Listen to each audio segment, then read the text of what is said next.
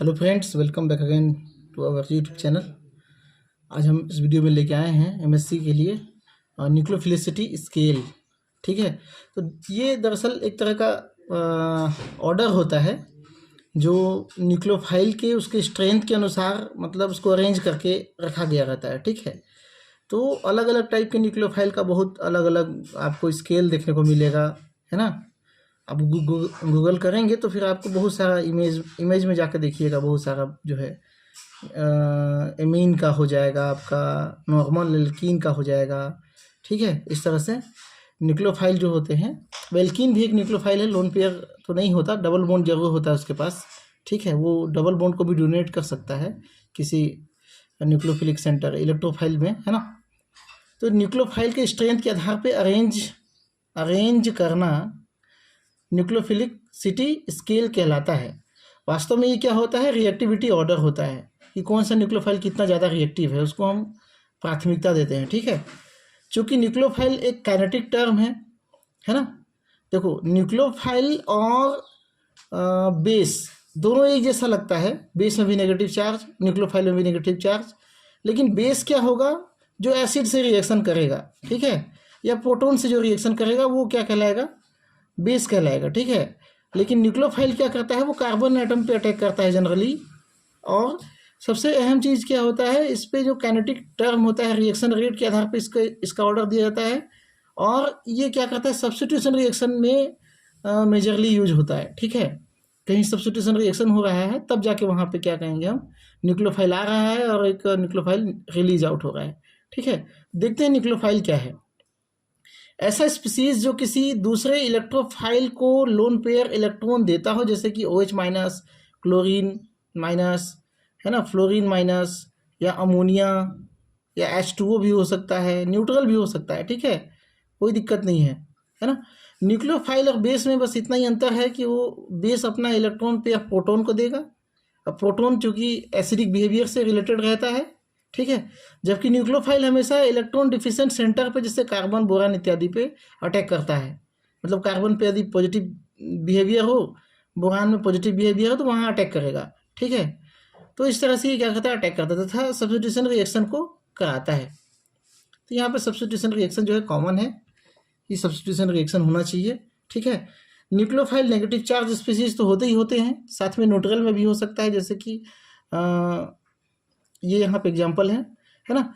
अब इस स्केल को इफेक्ट करने वाले जो फैक्टर हैं उसको हम 1 बाई 1 देखते हैं। ठीक है, तो 1 बाई 1 देखने के लिए मैं सोच रहा हूँ एक रफ पेपर ले लूँ, तो उसके लिए थोड़ा सा स्टॉप कर देता हूँ मैं। सो ओके, यहाँ पे क्या है, अपने पास कुछ फैक्टर्स हैं। ठीक है, न्यूक्लियोफिलिसिटी स्केल को कुछ फैक्टर्स के आधार पे अरेंज किया जाता है, जो इस प्रकार है। जैसे कि फर्स्ट है चार्ज, है ना, जो न्यूक्लियोफाइल होगा उसके ऊपर चार्ज है या नहीं है ना। इलेक्ट्रोनेगेटिविटी, ये दो टाइप का ट्रेंड्स दिखाता है ग्रुप में और पीरियड में, है ना, अलग अलग। ठीक है, सॉल्वेंट इफेक्ट और स्टेरिक हिंड्रेंस या स्टेरिक इफेक्ट, तो ये हम एक एक करके देखते जाते हैं। ठीक है, तो फर्स्ट जो है हमारा चार्ज, है ना। चार्ज जो होगा, न्यूट्रल मॉलिक्यूल की तुलना में जो नेगेटिव चार्ज वाले स्पीसीज होते हैं वो अधिक न्यूक्लियोफिलिसिटी दिखाते हैं। ठीक है, जैसे कि OH नेगेटिव ज़्यादा न्यूक्लियोफाइल होगा, किससे, H2O से, क्योंकि H2O से क्या है, ये बना हुआ है ना। अब H2O से ये कैसे बना हुआ है, ये भी हम थोड़ा सा देख सकते हैं। बीच में ऑक्सीजन है, दोनों हाइड्रोजन है समझ लो, और यहाँ पे दो लोन पेयर है। एक हाइड्रोजन यदि प्रोटॉन के रूप में यहाँ पे क्या कर जाए, माइनस कर जाए, मतलब निकल जाए। ठीक है, तो ये इलेक्ट्रॉन कहाँ आ जाएगा, यहीं पे आ जाएगा ऑक्सीजन के ऊपर में, तो ये बन जाएगा आपका OH।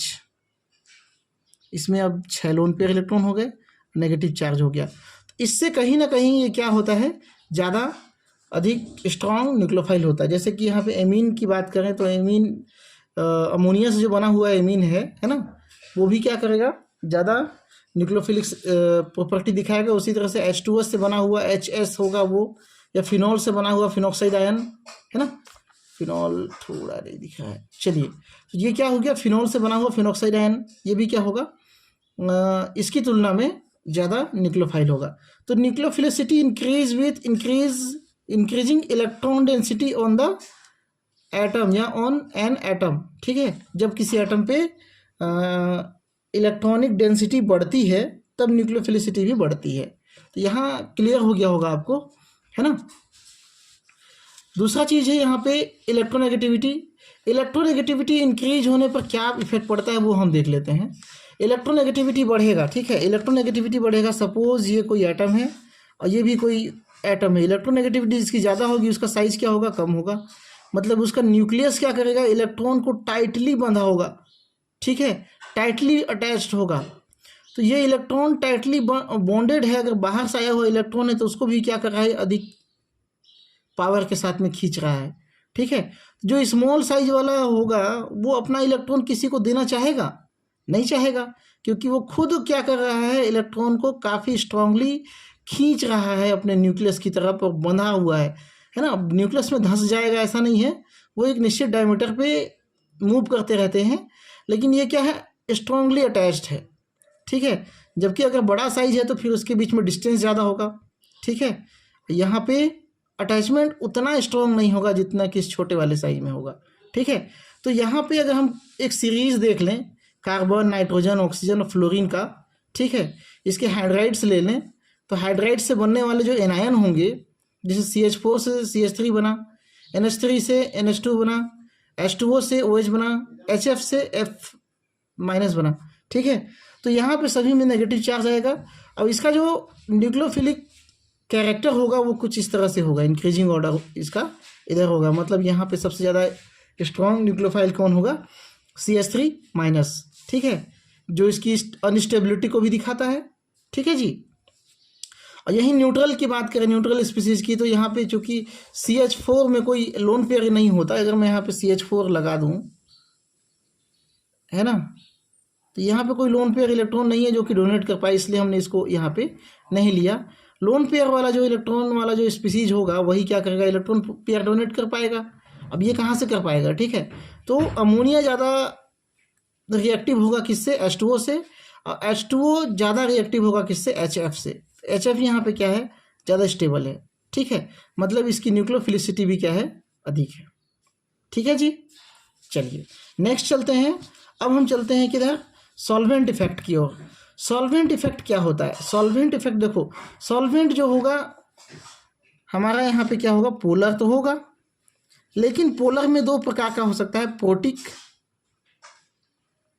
और एप्रोटिक या नॉन प्रोटिक कह सकते हो। प्रोटिक सॉल्वेंट क्या होगा, जैसे H2O, जिससे प्रोटॉन रिलीज आउट हो सके। और एप्रोटिक क्या होगा, जैसे C2H5O C2H5 डाइएथिल ईथर। यहाँ पे ऑक्सीजन के साथ कोई हाइड्रोजन अटैच नहीं है, ठीक है। मतलब यहाँ पे प्रोटॉन रिलीज आउट करने की कैपेसिटी बिल्कुल नहीं है, ये तो करेगा नहीं, है ना, ये दोनों तो करेंगे नहीं, ठीक है। इसलिए ये क्या हो जाता है, एप्रोटिक हो जाता है। प्रोटिक सॉल्वेंट के और एग्जाम्पल हैं, जैसे कि C2H5OH। अच्छा हम इसको नोट्स में ही लिखते हैं, ठीक है, चलिए नोट्स में ही लिखते हैं प्रोटिक सॉल्वेंट।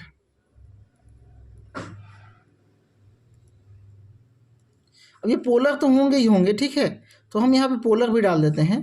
तो इसका एग्जाम्पल क्या है, H2O, एल्कोहल,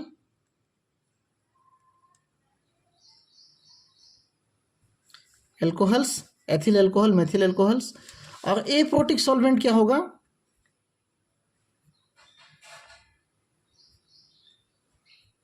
ये भी पोलर होंगे, है ना, पोलैरिटी तो होगी इसमें भी, बट ये प्रोटॉन डोनेट नहीं करेंगे, ठीक है। तो ये क्या होगी आपका डाइएथिल ईथर, C2H5O, ठीक है, कुछ इस तरह से डाइएथिल ईथर, ठीक है। अब इसका इफेक्ट कैसा पड़ता है मैं उसको यहाँ पे आपको समझाता हूँ। देखो यहाँ पे अगर वाटर ले लेते हैं अपन, वाटर ले लेते हैं। अब यहाँ पे कोई न्यूक्लियोफाइल है, ठीक है, जैसे कि F- है, तो H2O जो होता है, यहाँ पे ऑक्सीजन मान लेना और इधर क्या मान लेना, हाइड्रोजन मान लेना। मैं एक बना ही देता हूँ। तो यहाँ पे इसमें इलेक्ट्रोनेगेटिविटी डिफरेंस होती है, तो ये क्या हो जाएगा, स्लाइटली नेगेटिव चार्ज हो जाएगा, ये स्लाइटली पॉजिटिव चार्ज हो जाएगा। तो इस तरह से सारे के सारे हाइड्रोजन जो भी यहाँ पे जुड़े होंगे, यहाँ पे जो सॉल्वेंट होगा, है ना, सभी में क्या होगा, पॉजिटिव चार्ज और ऑक्सीजन पे नेगेटिव चार्ज। तो ये जो पॉजिटिव चार्ज वाले एंड होंगे वो क्या करेंगे, इस फ्लोरीन को चारों तरफ से घेर लेंगे। इसको हम कहते हैं सॉल्वेशन इफेक्ट। ठीक है, सॉल्वेशन इफेक्ट मतलब इसको मूव करने नहीं देंगे, मतलब इसका जो नेगेटिव चार्ज है वो इन हाइड्रोजन के स्फीयर में क्या हो जाएगा, डिस्ट्रीब्यूट हो जाएगा, है ना, एकदम इक्वली डिस्ट्रीब्यूट हो जाएगा। मतलब इसके पास जो नेगेटिव चार्ज है या फिर इसके पास जो लोन पेयर इलेक्ट्रॉन है जिसको वो डोनेट करता है किसी इलेक्ट्रोफाइल को, वो यहाँ पे अनअवेलेबल हो जाता है ना, अनअवेलेबल हो जाता है। जबकि इसी के सबसे नीचे वाला स्थिति कौन सा है आपका, फ्लोरीन आयोडीन। ठीक है, आयोडीन का जो स्फीयर है वो क्या होगा, बड़ा होगा। ठीक है, अब यहाँ पे इतना इलेक्ट्रॉनिक डेंसिटी स्ट्रॉन्ग मतलब वाटर मॉलिक्यूल उतना नहीं जुड़ पाएंगे बिकॉज ऑफ इसका बिग साइज। ठीक है, तो यहाँ पे इसका जो लोन पेयर इलेक्ट्रॉन है डोनेशन के लिए अवेलेबल होगा। तो यहाँ पे अगर हम फ्लोरीन, क्लोरीन, F-Cl-, Br- या आयोडीन माइनस की बात करें तो ऊपर से नीचे आने पे क्या होगा, न्यूक्लियोफिलिसिटी बढ़ेगी। लेकिन बेसिसिटी ऐसा नहीं होता, बेसिसिटी फ्लोरीन फ्लोराइड की ज़्यादा होगी क्योंकि ये प्रोटॉन यहाँ पे डायरेक्टली, ये तो ऐसे ही हाइड्रोजन से जुड़ रहा है तो प्रोटॉन लेने में इसको दिक्कत क्या है। ठीक है, लेकिन यहाँ पे क्या है, जब बेसिसिटी की बात करते हैं, सब्स्टिट्यूशन रिएक्शन की बात करते हैं तो ये सबस्ट्रेट की तरफ जा ही नहीं पाता क्योंकि ये पकड़ के रखते हैं। ठीक है जी, पकड़ के रखेंगे, सबस्ट्रेट की ओर जा ही नहीं पाएगा। ठीक है, इसलिए इसका जो बेसिसिटी होगा वो भले ज़्यादा हो लेकिन न्यूक्लियोफिलिसिटी क्या होगी, कम होगी। ठीक है, तो इस तरह से इसकी सीरीज होती है। ठीक है, तो एक चीज़ हमने देखा यहाँ पे ये सब समझ जाइए, आपका ये क्या हो गया, ग्रुप में ट्रेंड्स कैसा होगा। और यहाँ पे जो हमने इलेक्ट्रोनेगेटिविटी देखा था वो आपका पीरियड में जो ट्रेंड होता है उसको बता रहा है। अब हम ले लेते हैं एप्रोटिक सॉल्वेंट की बात करते हैं। एप्रोटिक सॉल्वेंट में क्या हो जाएगा, ये जो सीक्वेंस होगा ठीक उल्टा हो जाएगा क्योंकि एप्रोटिक सॉल्वेंट में यहाँ हाइड्रोजन मौजूद नहीं होगा, है ना। यहाँ पे एप्रोटिक सॉल्वेंट में फ्लोरीन माइनस को कवर करने के लिए कोई दूसरा मॉलिक्यूल नहीं है, तो इसकी बेसिसिटी भी क्या होगी, अधिक होगी, और इसकी न्यूक्लियोफिलिसिटी भी अधिक होगी। समझना है आपको। ठीक है, यहाँ क्या हो रहा है, बेसिसिटी भी अधिक है और न्यूक्लियोफिलिसिटी भी अधिक है। ठीक है, तो उस कंडीशन में ये जो ट्रेंड्स हो जाएगा वो क्या होगा, उल्टा हो जाएगा। ठीक है, किसके लिए, एप्रोटिक के लिए, एप्रोटिक सॉल्वेंट के लिए।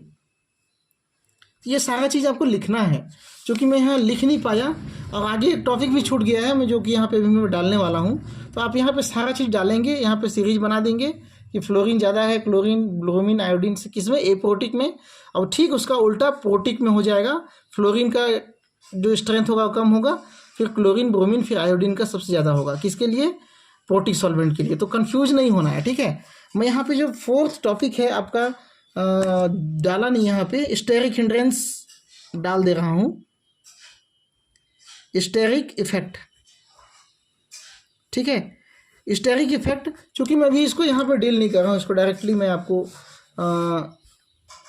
चलो यहाँ एग्जाम्पल तो कम से कम मैं दे ही सकता हूँ। ठीक है, एग्जाम्पल जो होगा इसका, मान के चलो ये कोई है OH या O- कर दो, डायरेक्ट H हम निकाल दिए हैं। ठीक है, अब इसी को जगह हम दो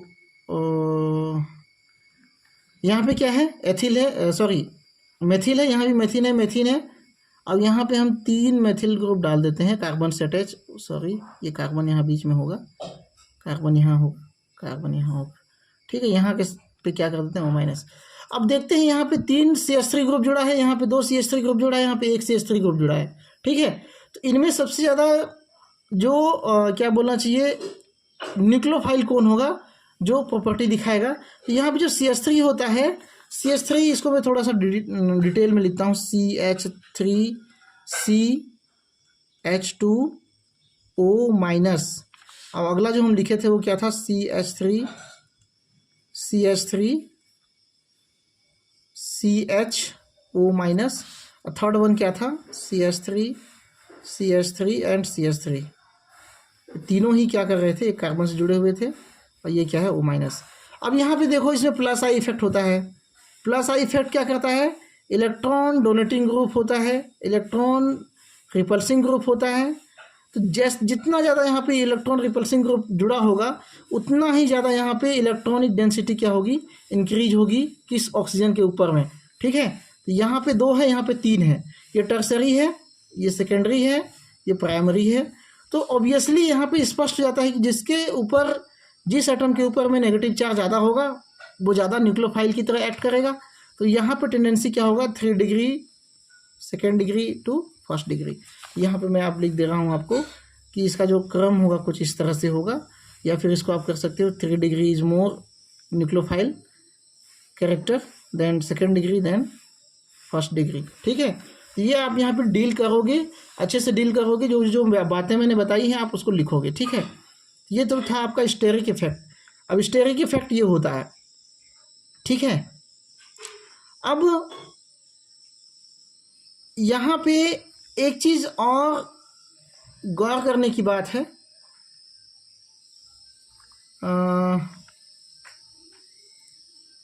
बेसिसिटी है ये। ठीक है, यहाँ पे प्रोटॉन अवेलेबल है, मतलब ये जो मैं टर्म बता रहा हूँ पूरा बेसिसिटी का है।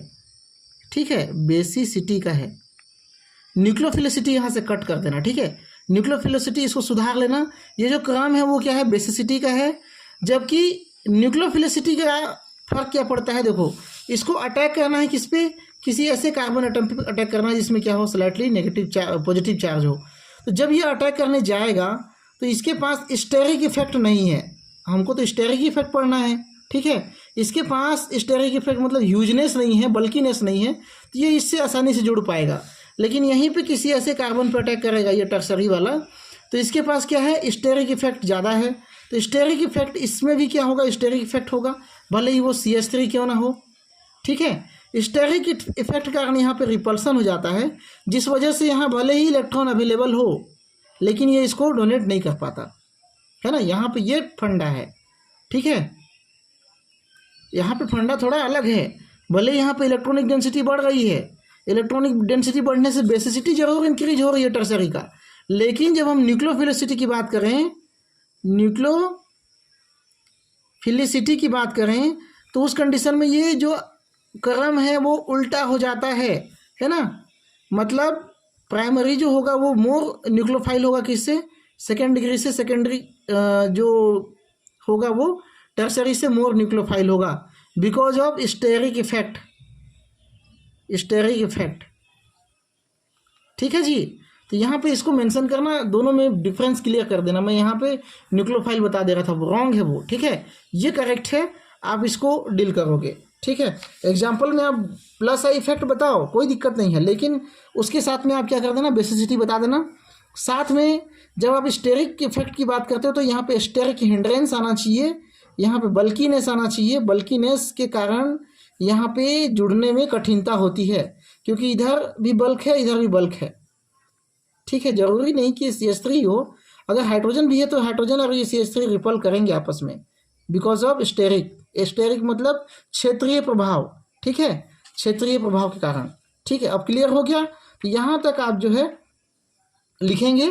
ठीक है, और चार्ट अगर मुझे मिलता है तो मैं जस्ट अभी अपलोड कर दे रहा हूँ इसी में, और नहीं मिलता है तो आप गूगल करना। ठीक है, थैंक यू।